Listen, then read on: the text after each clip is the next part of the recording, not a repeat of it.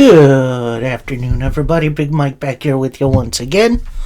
Welcome back to Big Mike Talks, where today I'm going to be talking to you about, well, I would have said the week that was, but it's probably not the same week, I'm just going to be covering the 3-hour special from Wednesday, aka the AEW Dynamite / Collision Go Home Show to Double or Nothing. A very interesting show, to say the least. No covering TNA Impact. I did not watch that. I instead went to see The Mandalorian. Let me know if you want to see a review of that over the next couple of days or so. I think I'll probably do it. But for now, I'm sticking with the wrestling. So, to open the special, 3-hour special, that's what I'm going to call it from now on, open it up with a card rundown, which I don't think AEW has been doing very well lately. And it's interesting.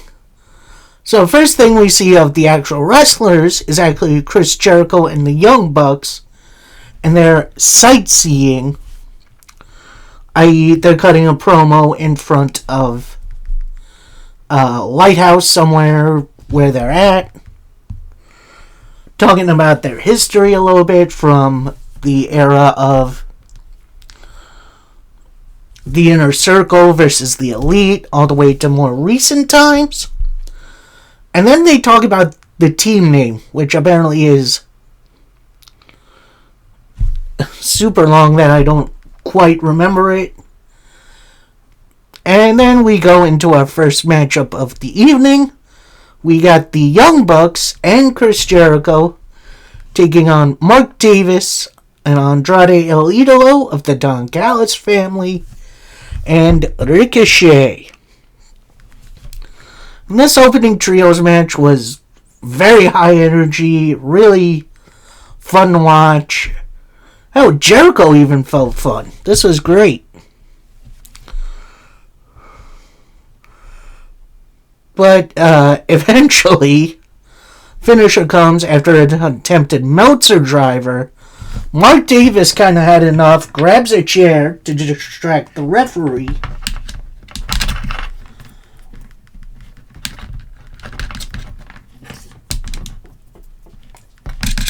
God damn it.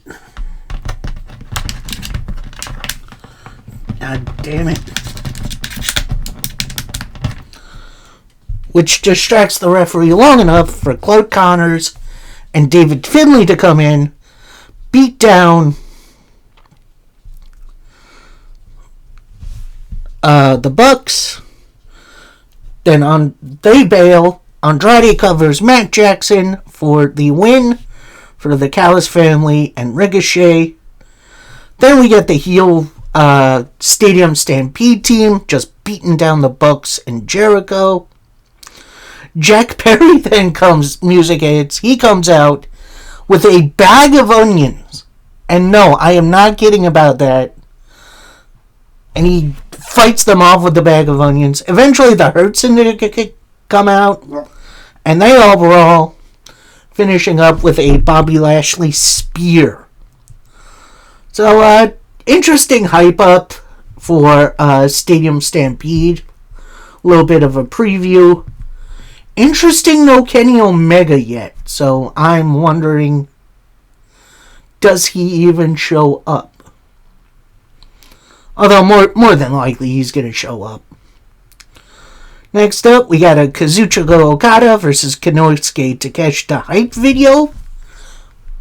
AEW are doing very well producing these hype videos for certain pay-per-view matches. They're doing great. This is awesome. So next, we cut to Darby Allin interview, saying how he feels all the pain from his previous matches. Then he gets asked, why do I do it every week? I have no choice. I want to be the best champion I can be. And Double or Nothing, I'm going to shave his head bald, and everywhere he goes, he's going to be pointed at and laughed at. And once his hair is gone, it's going to eat him alive. And my next opponent, I'm going to continue to do whatever it takes to hold on to this. Then we get a Darby Allin vs. MJF hype video, which, again, AEW is doing amazing at. Speaking of AEW doing amazing at, we get a no DQ match between Tommaso Ciampa and Mark Briscoe. These two guys beat the ever-living pudding out of one another, including with like fire extinguishers, cookie sheets.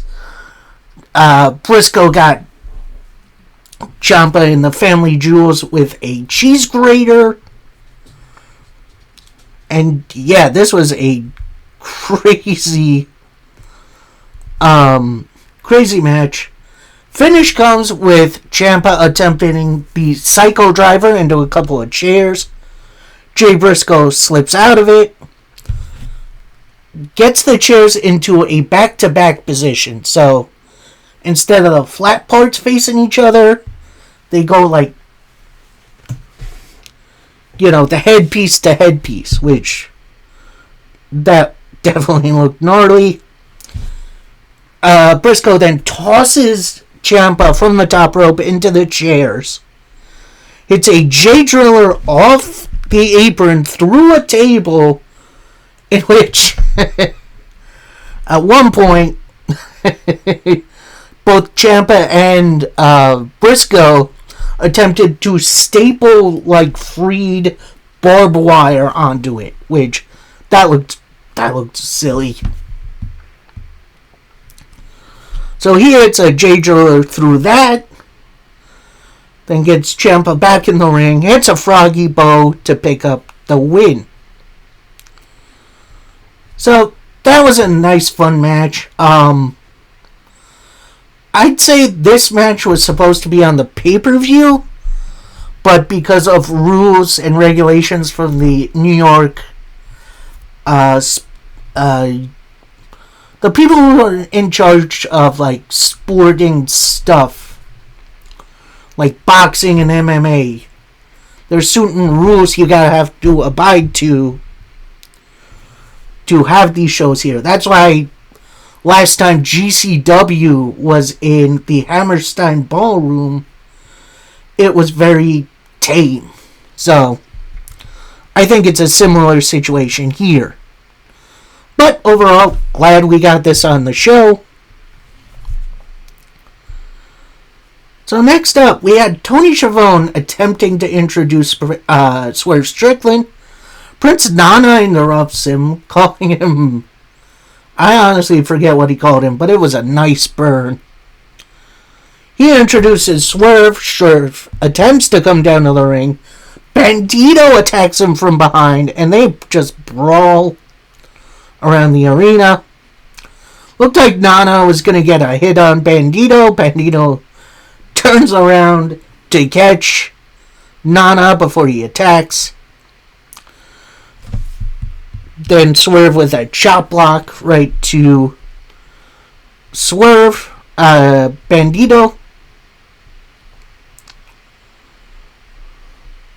He attempts the vertebraker onto the said chair. That gets blocked by Bandito. Bandito hits a military press. Goes for the 21 plex. But Swerve gets up.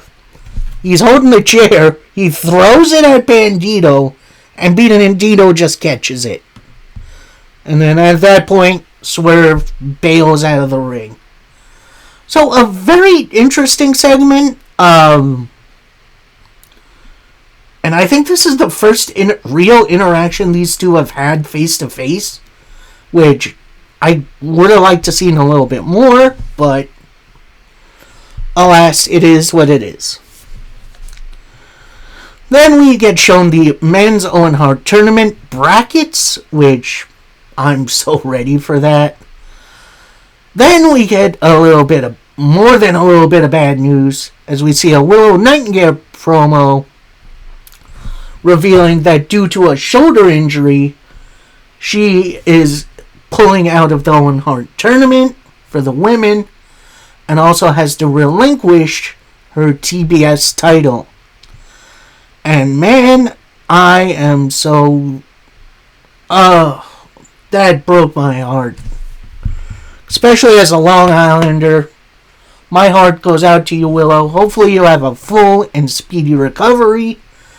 And when you come back, you can come and can kick ass once again.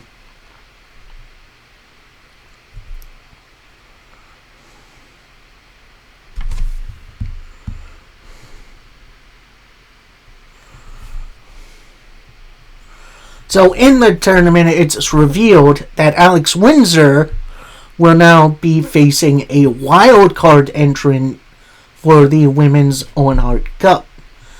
And I'd say there's some pretty good guesses as who the replacement is. Could be Mercedes Moné. I've heard, who else have I heard? Britt Baker. I've heard the former Dakota Kai. There's plenty of options out there. And I got my fingers crossed Tony Khan has the right decision in mind. Next matchup, we got a Continental title eliminator match as Kyle O'Reilly takes on Jon Moxley. I think this is like the third or fourth matchup these two have had. And I think this might be their best match. They looked like they wanted to just kill one another. Not just beat. Kill. Like they went for big move after big move.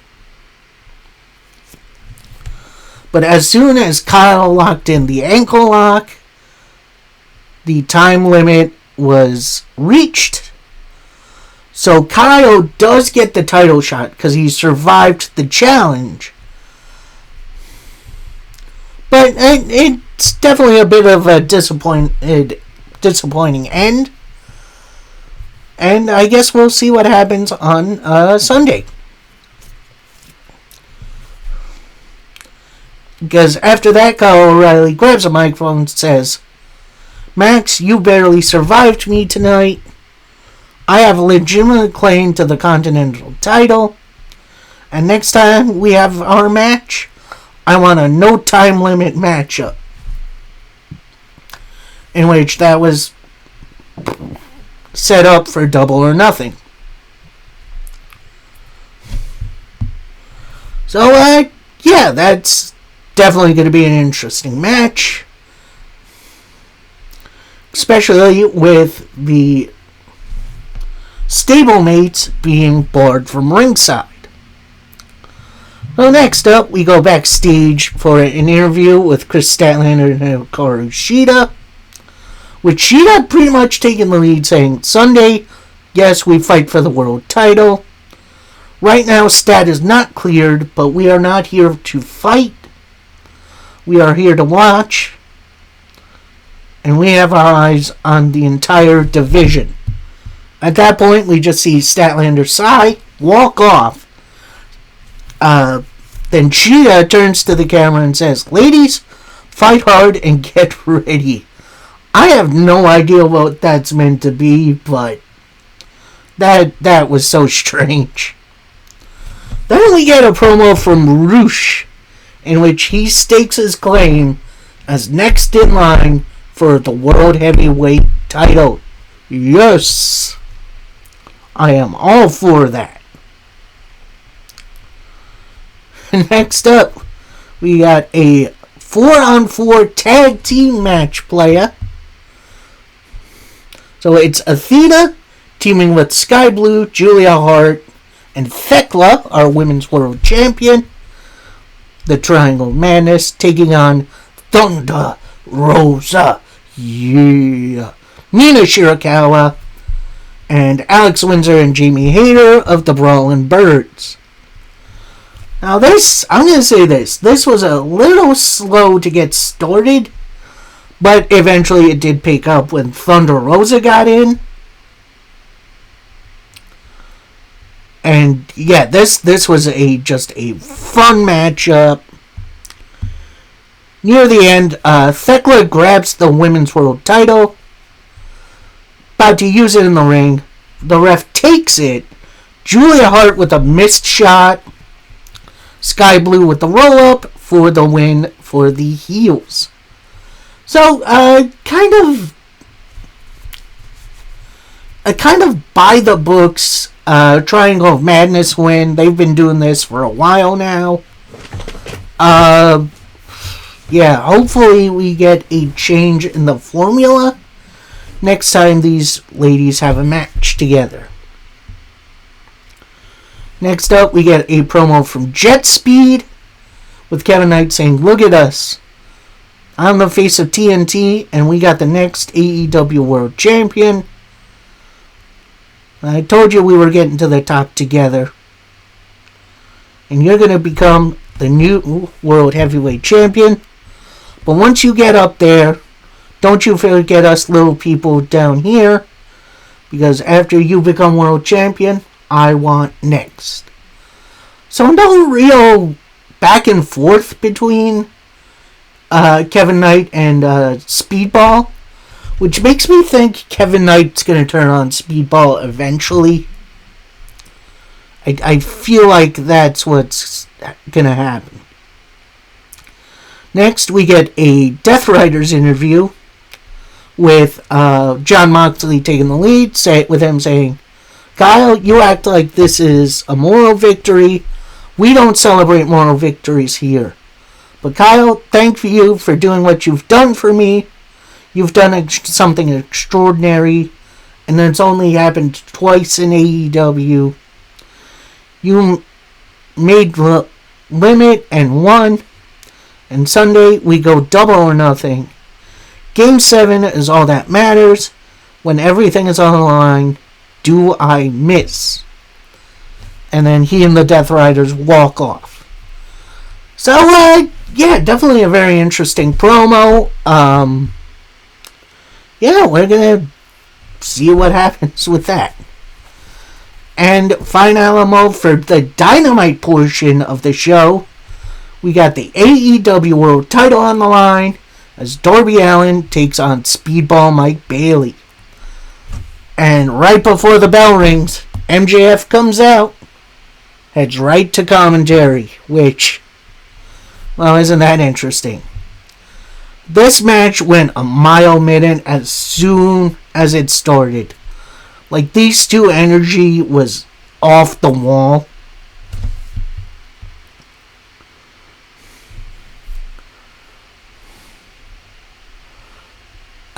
Definitely some really good back and forth, but after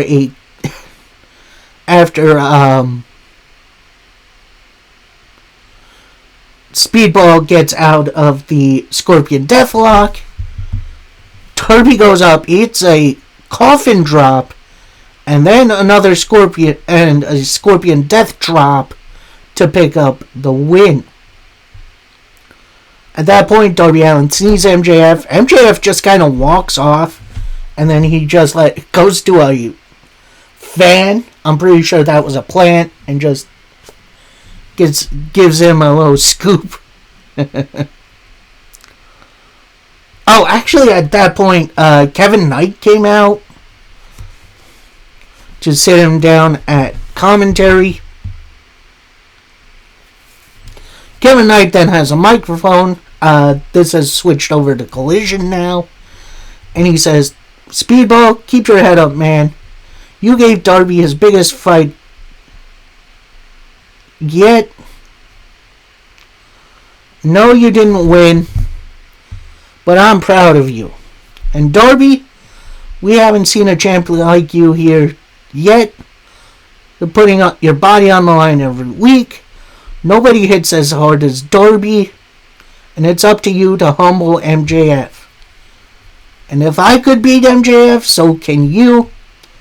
After you shave him, send him back to Turkey to get new plugs. After that, we'll be waiting. Don't let these people down. We are counting on you." After that, Kevin Knight leaves the ring, Speedball and Darby shake hands. Jet Speed leave together. At that point, MJF sneaks back into the ring and KO punches Darby in the back of the head, gives him a little mount, gives some strikes.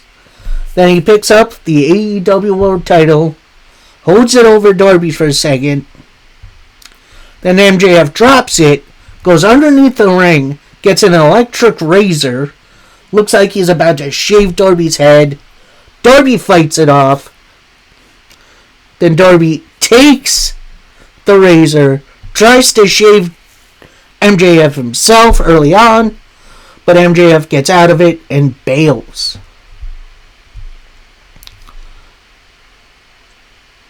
So, interesting little segment to begin Collision. Although they were still kind of transitioning because the graphics said Collision, but in the ring skirt still had the Dynamite logo on them, which I thought that was funny. So then we see the Death Riders cheering Ospreay on for his next entrance for his next match against Katsuyori Shibata. And these two, these two are great opponents for one another. And while this match did feel a little condensed on itself,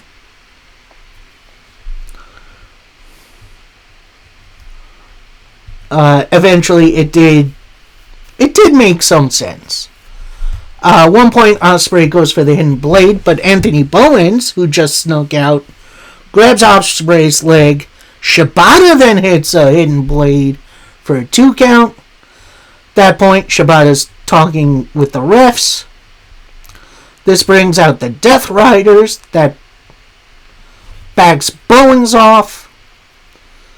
Ospreay attempts the Oscutter that gets blocked. Shibata with a low blow. And then an arm breaker. But Ospreay fights out, hits a power bomb, a Styles Clash, and then a hidden blade to pick up the win. So post-match, out comes Samoa Joe. He has a microphone, and he stays on the ramp. He says, well, isn't it Will Ospreay with his friends coming to his rescue once again? However, in a short time, I'll have you all to myself, out here from my friends.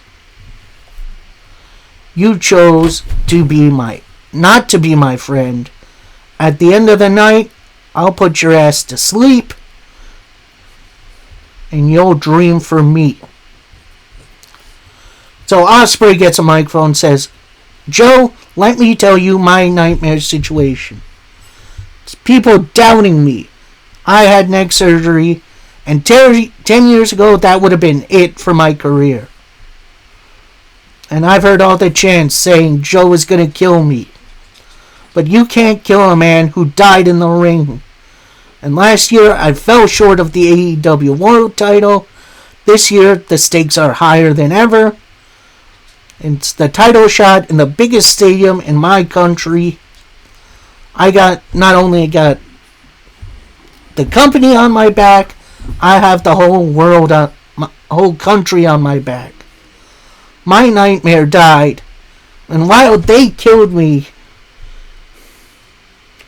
and rebooted me into a killer, and Sunday I start my road to my dream, because I'm going to win this match. I'm going to win the whole Owen Hart tournament and win the AEW title at All In. That was a great little back and forth between these two. I cannot wait to see these two have this match. It's going to be awesome. So next up we see Christian Cage and Adam Copeland. They are sitting in what looks like maybe it's the loading and unloading area of the arena, because that's what it looks like. So Cage starts the promo saying, since day one, we knew we loved wrestling. We've done everything together. An industry that questions everything. This is real. And we've been coming into homes every week. You've watched us grow. This connection is real. And FDR wants to kill this. Well, FDR, I want the best version of you to show up at Double or Nothing. Because we want to make that FDR say, I quit. So Cage chimes in saying, you guys made some questionable choices.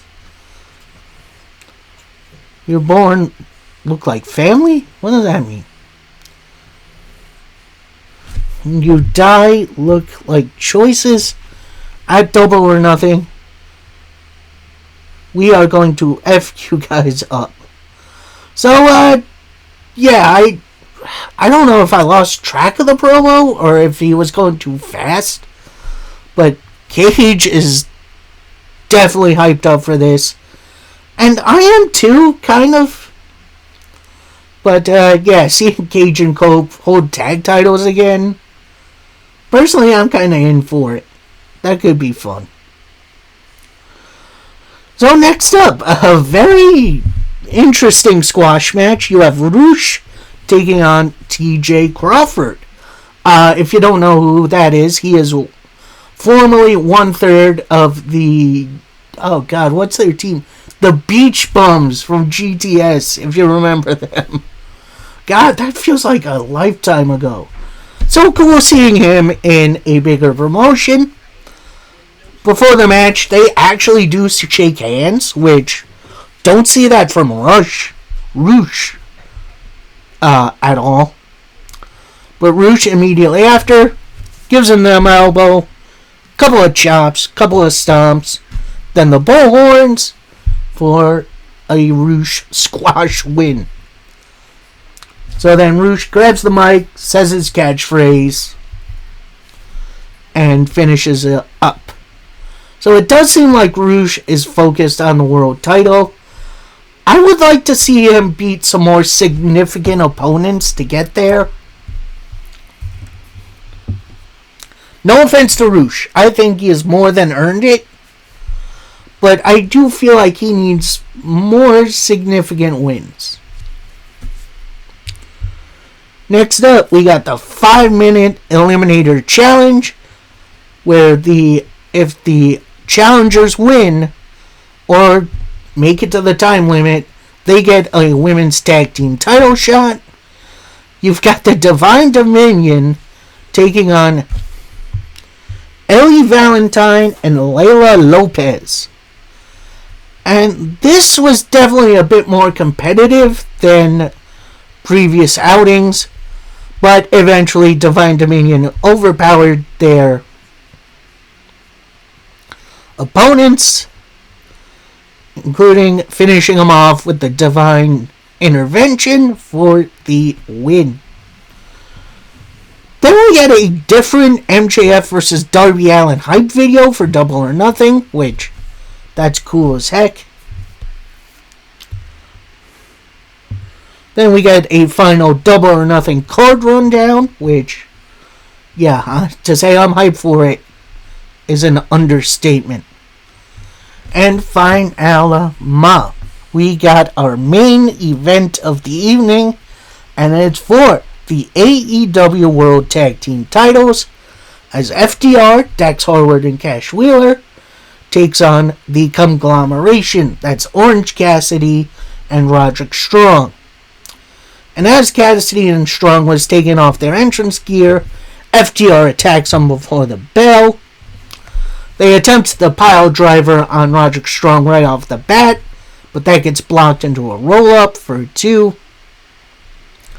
Looks like FDR is about to walk up the ramp and walk off, but Roderick Strong alone fights them both off and gets them back in the ring.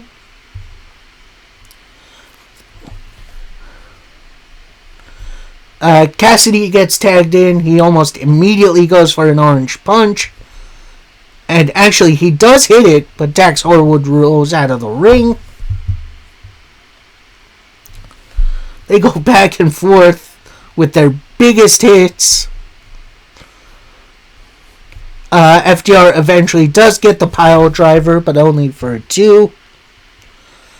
At one point, we did see Orange Cassidy go to tag, and they actually did make contact with Roderick Strong.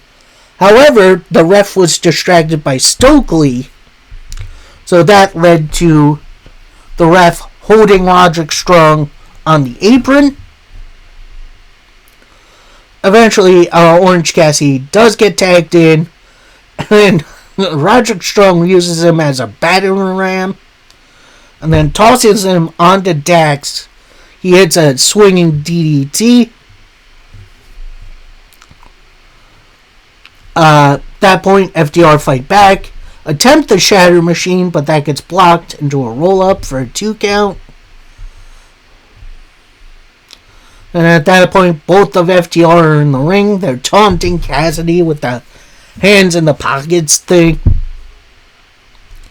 Then Stokely gets up on the apron. He had like a handful of powder, I guess.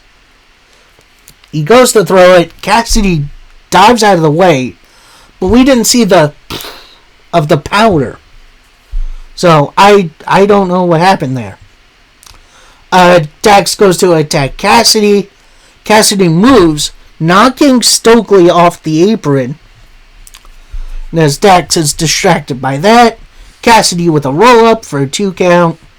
Goes for the orange punch. Dax catches it. Goes for a suplex. Orange Cassidy counters it into a stunner. Goes for an orange punch. Punch again. That gets interrupted. FDR hits a Shatter Machine for a 2 count. They go back and forth for a little while longer. Cassidy does the hands in the pockets gimmick. Eats a couple uppercuts from Dax. Cassidy with a roll-up for a 2 count. Stokely then gets up maybe not gets up on the apron, but takes a little cheap shot at Cassidy. Then Cash Wheeler with a roll-up for the win for FTR. Personally, I would have liked to see a more significant win from FTR, stamping them as the top guys. But I do understand you don't want to completely beat the 2/3 of the Trios champions that clean. So I do understand what's happening here. So, it looks like FTR is going to be the defending champions against Cope and Cage. So, that was a very interesting episode of Dynamite / Collision. Definitely a lot to watch if you're interested in it. That'll do it for me. As I've said on previous videos, I am going to AEW Double or Nothing. We'll probably cover that on Monday, but I guess that depends if I still have a voice, because I do plan on reacting to just about everything. So, if I have some laryngitis, maybe I hold off until Tuesday. But, that's going to be fun. And also, a little heads up, I am not covering NWA Power or... Well, there is no Collision this week. That happened. So, that is going to be that. Then we'll get back to regularly scheduled programming next week. So, hopefully you join me then. Till next time, happy wrestling, everybody. Peace.